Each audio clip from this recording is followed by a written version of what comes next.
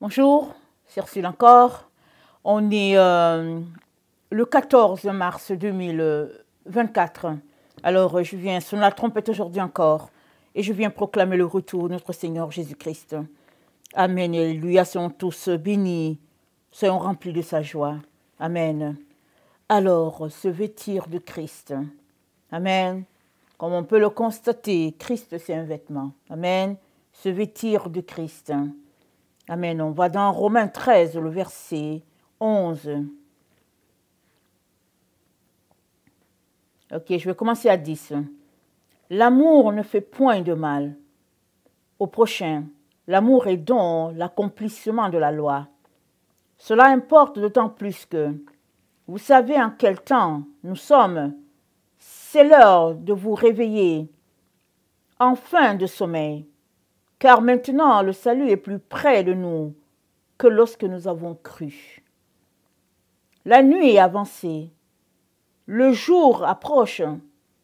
Dépouillons-nous donc des œuvres des ténèbres et revêtons les armes de la lumière. Marchons notamment comme en plein jour, loin des excès et de l'ivrognerie, de la luxure et de l'impudicité, des querelles et des jalousies. Mais revêtez-vous du Seigneur Jésus-Christ et n'ayez pas soin de la chair pour en satisfaire les convoitises. Amen. Alors, se revêtir du Seigneur Jésus-Christ, c'est le contraire d'avoir soin de la chair. Ça dit soit tu te revêts de Jésus-Christ, ça dit tu te revêts de lumière, soit tu te revêts de la chair, c'est-à-dire tu te revêts des ténèbres. Amen. Et nous sommes encouragés de vêtir Christ, de le porter comme vêtement. Et notre Seigneur donc est identifié à un vêtement. Et chaque jour, quand tu te lèves, tu es appelé à porter ce vêtement-là sur ce que tu as déjà. Amen. Donc Christ, c'est ton vêtement. C'est ton vêtement, c'est ça qu'on doit voir quand on te voit. Amen. Et c'est dit, celui-là qui est réveillé, c'est celui-là qui a revêtu Christ. Amen. Il y a un lien entre les deux. Parce que le verset 11 nous dit, c'est l'heure de vous réveiller enfin du sommeil. Le enfin, c'est-à-dire que c'est la finalité. Se réveiller du sommeil. Alors, le sommeil, ça peut être le sommeil où on dort, et on dit de se réveiller, et puis ça va de soi, n'est-ce pas? Si tu passes ton temps à dormir 24 heures sur 24, ben voilà, la vie ne va pas fonctionner. Il faut à un moment donné dormir les heures que tu dors, peut-être 4 heures, 5 heures, et après te lever pour fonctionner. Alors, il y a ce sommeil-là qu'il faut se réveiller. Et comme je dis, ça va de soi, si on veut fonctionner.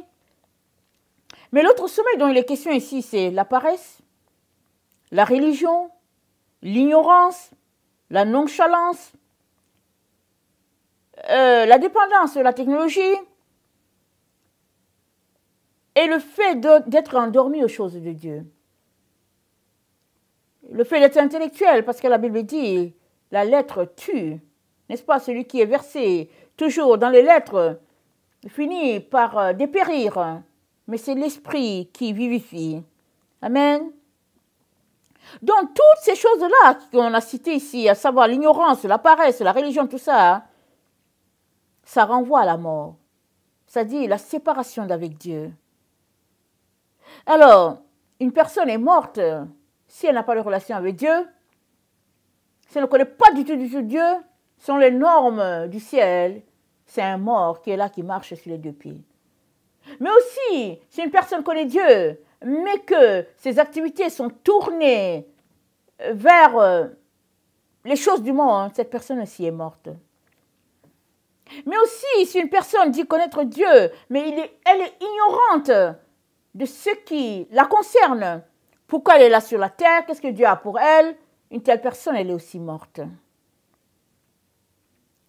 Mais aussi, si quelqu'un connaît Dieu, mais que tout ce qu'elle fait pour entrer en communion avec Dieu, c'est à travers les livres, à travers l'intellectualisme, et puis à travers quelqu'un d'autre et tout, cette personne est aussi morte. La seule manière, n'est-ce pas, d'être vivant, c'est d'avoir revêtu Christ, c'est-à-dire d'avoir une relation avec le Seigneur, c'est-à-dire d'être en communion avec lui, c'est-à-dire d'être en intimité avec le Seigneur. Là, tu l'as revêtu. Et chaque jour que tu te lèves, tu es appelé à le revêtir. Parce que tu ne comptes pas sur ton vêtement d'aujourd'hui. Non, tu ne comptes pas sur ton vêtement d'hier pour dire qu'aujourd'hui tu es vêtu. Hier, tu as revêtu Christ. Alléluia, amen. Gloire à Dieu. Aujourd'hui, tu dois encore choisir de revêtir Christ et de marcher dans ce qu'il a établi pour toi en ce jour. Chaque jour, c'est une dépendance vis-à-vis du Seigneur. Chaque jour, c'est de posséder ton terrain. Chaque jour, c'est de condamner les œuvres des ténèbres et puis de t'envelopper, n'est-ce pas, de ton Seigneur afin de triompher de tout ce que Dieu a prévu d'avance pour toi. Amen. Alors, maintenant, si tu es réveillé parce que tu as donné ta vie à Jésus, n'est-ce pas?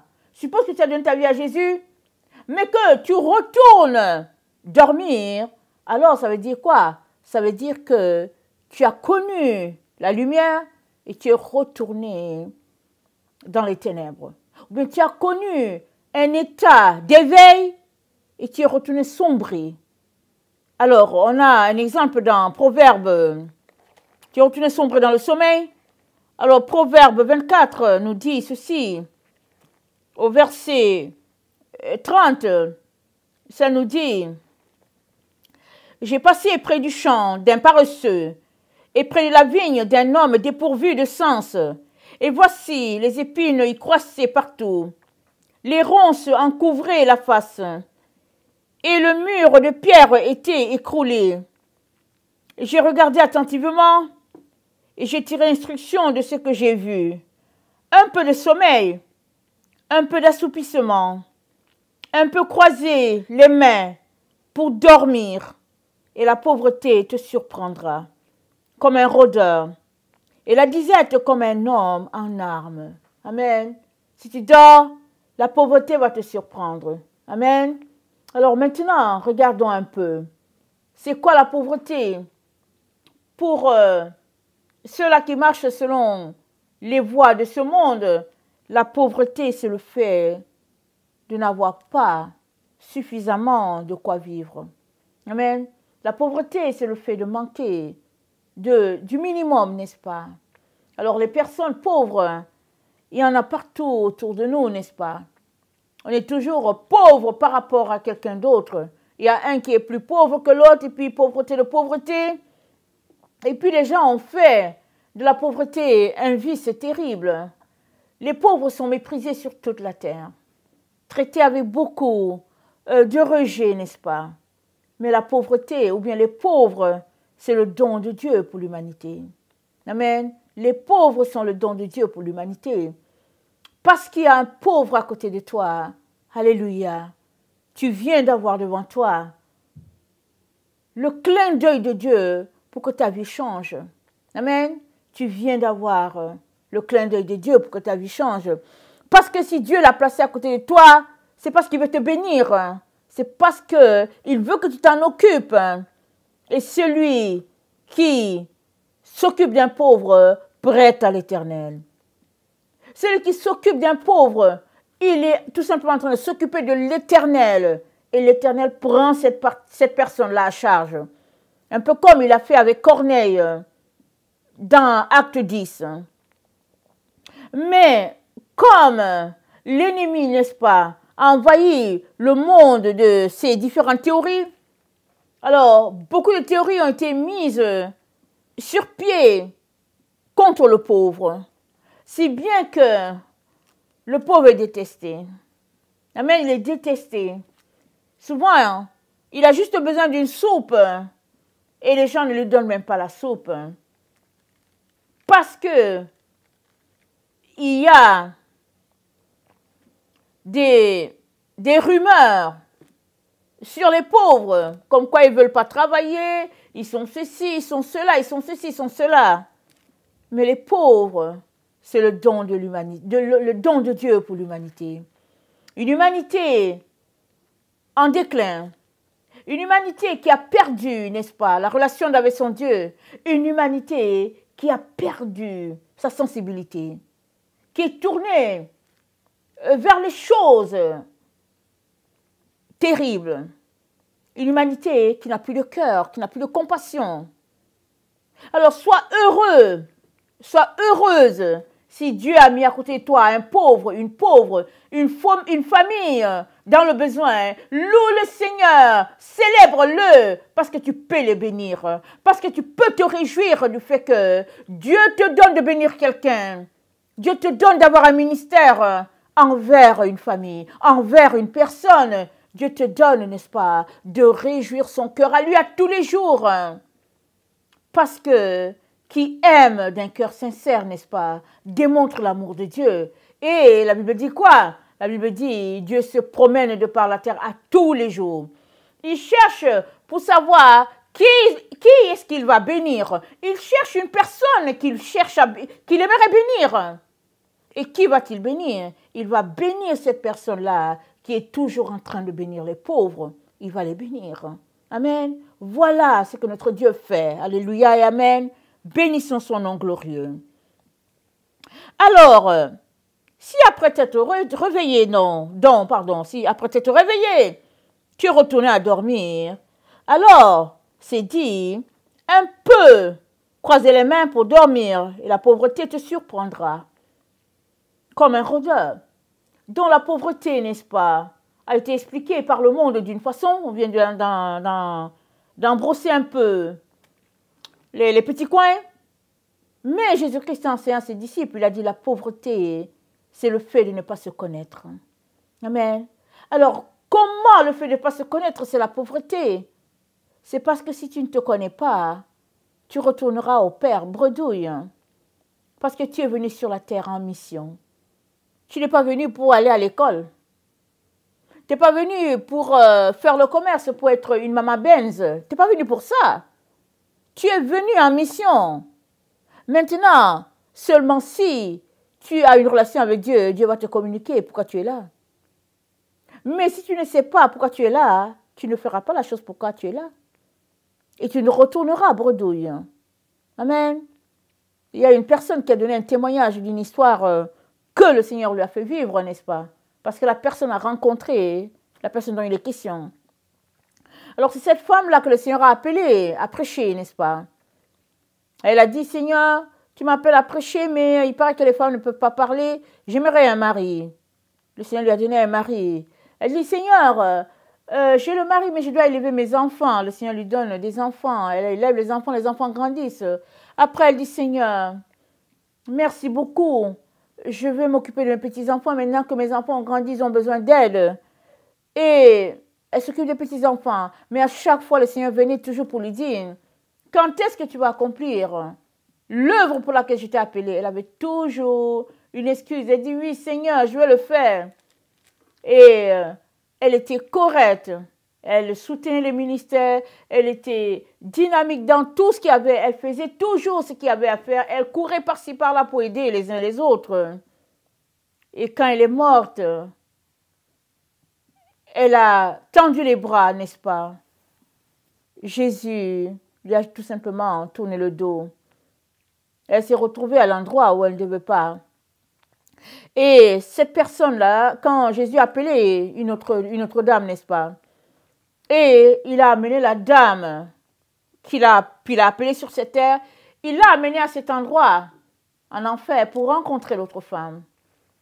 Et cette femme appelée sur la terre a dit à Jésus, elle était tellement bouleversée, elle a dit, Jésus, je ne comprends pas.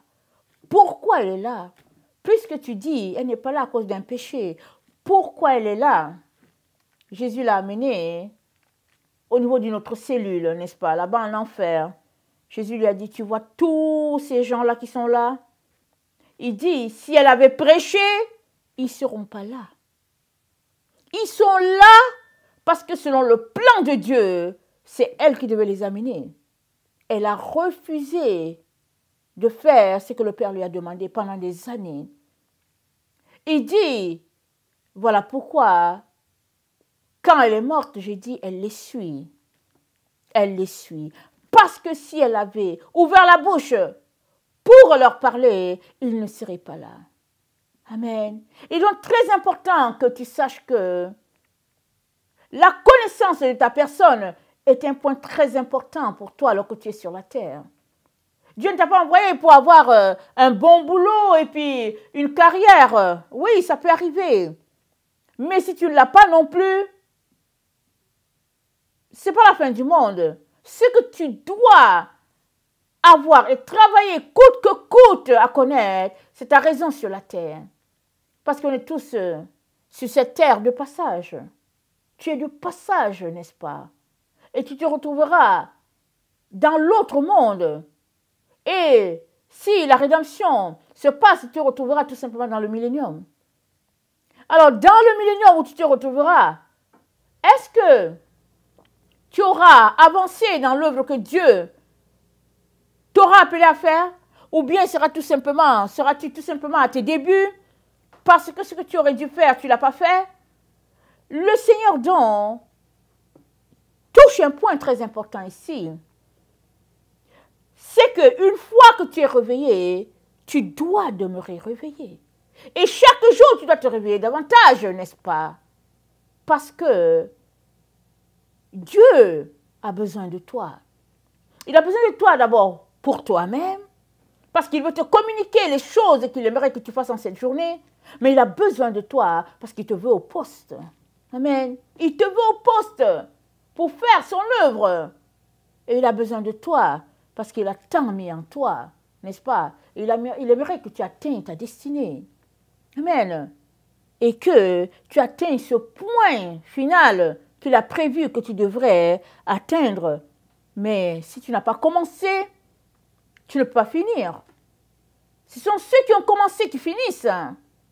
Alors, pour avoir la joie, le bonheur de dire « j'ai fini » et le bonheur de commencer. Amen. Commence avec le Seigneur aujourd'hui, donne-lui ta vie, renonce à toi-même, porte ta croix, suis-le. Et puis, si tu l'as déjà dans ta vie, alors mets-toi à chercher pourquoi tu es là. Amen. Il n'est jamais trop tard. Et ce qui est de merveilleux, c'est qu'une fois que tu viens au Seigneur pour dire « Seigneur, j'aimerais savoir pourquoi je suis là », il va t'aider. Amen. Il va faire tomber les écailles de tes yeux. Il va te révéler sa gloire. Amen. C'est ça qui est important de connaître. Alors, tu es réveillé, n'est-ce pas, pour pouvoir bâtir ton temple, n'est-ce pas? Parce que tu es le temple du Seigneur. Tu es la maison de Dieu. Tu es l'église de Dieu. Amen. Alors, beaucoup ignorent cela. Ils ne savent pas. Et ils travaillent d'une manière extérieure à ce temple. Mais le temple, c'est toi. Donc, c'est en toi que tu dois travailler. C'est en toi que tu dois polir les choses.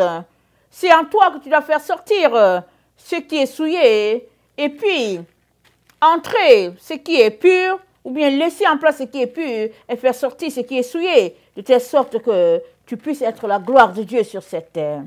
Et dans 1 Corinthiens 3, le verset 10, l'apôtre Paul nous dit, selon la grâce de Dieu qui m'a été donnée, j'ai posé le fondement comme un sage architecte. Un autre bâtit dessus, mais que chacun prenne garde à la manière dont il bâtit dessus, car personne ne peut bâtir sur un autre fondement que celui qui a été posé, à savoir Jésus-Christ. Or, si quelqu'un bâtit sur ce fondement, avec de l'or, de l'argent, des pierres précieuses, du bois, du foin, du chaume, l'œuvre de chacun sera manifestée, car le jour la fera connaître, parce qu'elle se révélera dans le feu, et le feu éprouvera ce qu'est l'œuvre de chacun. Si l'œuvre bâtie par quelqu'un sur le fondement subsiste, il recevra une récompense. Si l'œuvre de quelqu'un est consumée, il perdra sa récompense. Pour lui, il sera sauvé, mais comme au travers du feu. Alléluia et Amen. Donc, celui qui bâtit ne peut pas dormir. Amen. Qui veut bâtir sa maison ne peut pas dormir. Et celui qui refuse de bâtir est en train de détruire le temple de Dieu qu'il est. Amen. Si tu refuses de bâtir, tu es en train de détruire le temple de Dieu. Amen. Ton corps, c'est le temple de Dieu. Alors, bâtir sans le Saint-Esprit, ce n'est pas bâtir. Et ne pas bâtir sur le fondement, ce n'est pas bâtir non plus. Parce que seuls ceux qui bâtissent sur le fondement auront la récompense, parce que le fondement a pour base les normes fixées par Dieu le Père lui-même. Ce sont ses conditions à lui. Il y a plusieurs aujourd'hui qui bâtissent, n'est-ce pas? Ils ne bâtissent même pas là où il y a l'édifice. L'édifice sur lequel on est en train de bâtir, il n'a pas commencé à notre temps. Il est aussi vieux que la venue de notre Seigneur. L'Église a vu le jour, n'est-ce pas, avec la mort de notre Seigneur. Amen. Son sang qui a coulé, son eau qui est sortie, c'est dit qu'il a fait tout cela pour purifier son Église. Il l'a lavée, il l'a sanctifiée et il l'a présentée, n'est-ce pas, devant le Père, une Église sans ride, ni tache, ni rien de semblable, pure. Son sang a coulé pour laver cette Église-là. Amen. Cette perle, Dieu l'a acquis, notre Seigneur l'a acquis pour la gloire de notre Dieu. Amen. Et tout a été fait. Alors, tu ne peux pas bâtir en dehors. Tu bâtis sur ce fondement. Et c'est dit, c'est Christ la pierre angulaire. Maintenant, sur quoi es-tu en train de bâtir? Si tu as donné ta vie à Jésus, si tu dis que tu es l'enfant de Dieu, sur quoi es-tu en train de bâtir? Es-tu en train de bâtir sur le fondement de Jésus? Ou bien es-tu en train de bâtir sur celui-là que les hommes ont établi? Les hommes ont établi beaucoup de fondements d'églises sur la terre. Des églises selon les normes des gens. Des églises qui sont sociaux, comme on dit, des églises sociales, excusez-moi français. Des églises, n'est-ce pas, qui marchent selon le bon vouloir de certains. Et puis, il y en a toutes sortes d'églises sur la terre. Des églises à toutes sortes de caractères. Mais l'église est église, et puis porte le nom église, parce que c'est Jésus-Christ qui lui a donné ce nom. Et l'église a pour époux Jésus-Christ, et l'église est appelée à marcher comme Jésus-Christ l'a établi. Et seuls ceux-là qui bâtissent sur ce fondement-là, amen, sont en train de bâtir sur le bon fondement. Si toi tu bâtis à côté, c'est pas regarder. C'est pas un édifice que Dieu connaît. Tu bâtis sur le néant. Alors il est important que tu t'assures que tu es en train de bâtir sur le bon fondement. C'est pas parce que tu dis que je suis Jésus. Quel Jésus suis-tu? Plusieurs ont un Jésus, mais ce n'est pas le Jésus qui est mort sur la croix pour eux. Ils ont un Jésus imaginaire. Ils ont un Jésus, on ne sait pas d'où il vient. Mais le vrai Jésus, amen, c'est celui-là qui est mort sur la croix, c'est lui qui a établi les normes de l'Église. Amen, c'est sur ces normes-là qu'il faudrait bâtir. Et je viens encourager tout un chacun, n'est-ce pas, à bâtir sur les fondements établis par notre Seigneur Jésus-Christ. Et dans 1 Corinthiens 9, le verset 24, l'apôtre, notre frère Paul nous dit comment nous comporter pour parvenir à bâtir comme Christ attendrait, n'est-ce pas, de chacun d'entre nous. Alors il dit, ne savez-vous pas que ceux qui courent dans le stade courent tous, mais qu'un seul remporte le prix. Courez de manière à le remporter. Tous ceux qui combattent s'imposent toute espèce d'abstinence, et ils le font pour obtenir une couronne corruptible. Mais nous faisons-le pour une couronne incorruptible. Moi donc, je cours non pas comme à l'aventure, je frappe non pas comme battant l'air, mais je traite durement mon corps et je le tiens assujetti, de peur d'être moi-même rejeté après avoir prêché aux autres. Ça c'est Paul qui le dit, et nous savons combien ses écrits nous enseignent, combien il avait une révélation des mystères du Seigneur, combien il avait une compréhension des normes de l'Église, et c'est Paul qui nous dit ça. Alors on comprend que nous devons retrousser nos manches, n'est-ce pas, et suivre ses traces. Et lui-même nous a dit, soyez mes imitateurs comme je le suis de Christ. Alors il est donc très très important qu'on ne puisse pas privilégier notre corps, mais qu'on puisse privilégier, amen, la gloire de Dieu, son œuvre en premier, parce qu'on ne manquera pas de manger, on ne manquera pas d'être vêtu, on ne manquera pas de boire, on ne manquera de rien. Amen. Mais on doit laisser de côté toutes ces choses-là qui nous distraient. Et dans 2 Timothée, n'est-ce pas 2, au verset 3, notre frère nous dit encore, souffre avec moi comme un bon soldat de Jésus-Christ. Il n'est pas le soldat qui s'embarrasse des affaires de la vie, s'il veut plaire à celui qui l'a enrôlé. L'athlète n'est pas couronné s'il n'a pas combattu selon les règles. Il faut que le laboureur travaille avant de recueillir des fruits. Comprends ce que je dis, car le Seigneur te donnera de l'intelligence en toutes choses. Souviens-toi de Jésus-Christ, issu de la postérité de David, ressuscité des morts selon mon évangile, pour lequel je souffre jusqu'à être lié comme un malfaiteur, mais la parole de Dieu n'est pas liée. Amen. Combien Paul a été détesté, combien il a été méprisé. Il a subi les mêmes choses que son Seigneur. Et il n'a rien fait. On l'a mis en prison. Mais aujourd'hui, on peut voir que le plan de Dieu derrière tout cela, c'était que toutes ces lettres-là puissent nous parvenir. Et qu'on ait une compréhension, n'est-ce pas, vraiment assez profonde de ce que Jésus était en train de faire déjà au 1er siècle. Amen. Et on bénit le Seigneur pour la disponibilité de notre frère, pour sa compréhension des choses de l'esprit. On bénit le Seigneur parce que Paul a traité durement son corps. Amen. Il a laissé de côté toute la religion dans laquelle il marchait pour pouvoir faire sortir de lui, n'est-ce pas, cette crème des crèmes là qu'il nous donne aujourd'hui.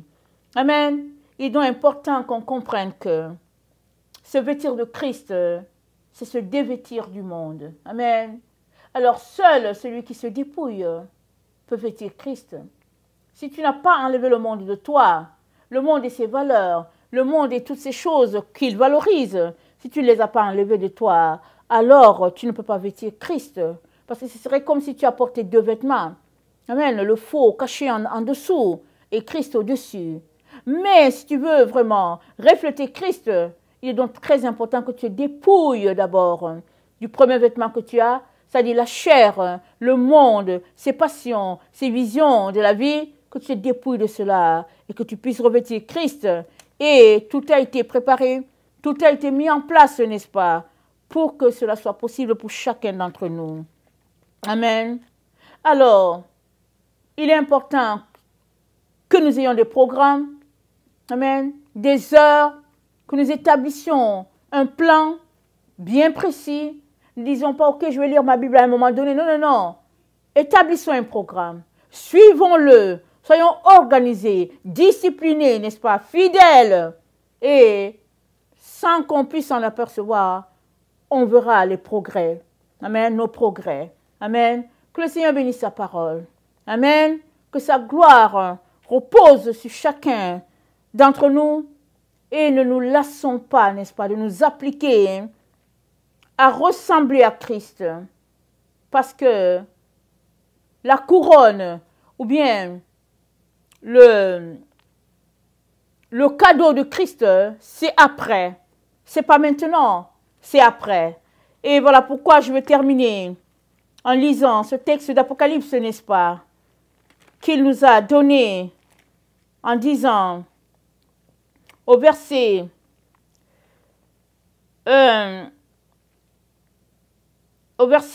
Apocalypse 3, le verset 10, parce que tu as gardé la parole de la persévérance. En moi, je te garderai. Aussi à l'heure de la tentation qui va venir sur le monde entier pour éprouver les habitants de la terre. Je viens bientôt, retiens ce que tu as afin que personne ne prenne ta couronne. Celui qui vaincra, je ferai de lui une colonne dans le temple de mon Dieu. Il n'en sortira plus. J'écrirai sur lui le nom de mon Dieu et le nom de la ville de mon Dieu, de la nouvelle Jérusalem qui descendra du ciel d'auprès de mon Dieu, et mon nom nouveau. Que celui qui a des oreilles entende ce que l'Esprit dit aux églises. Amen et alléluia. Amen et amen.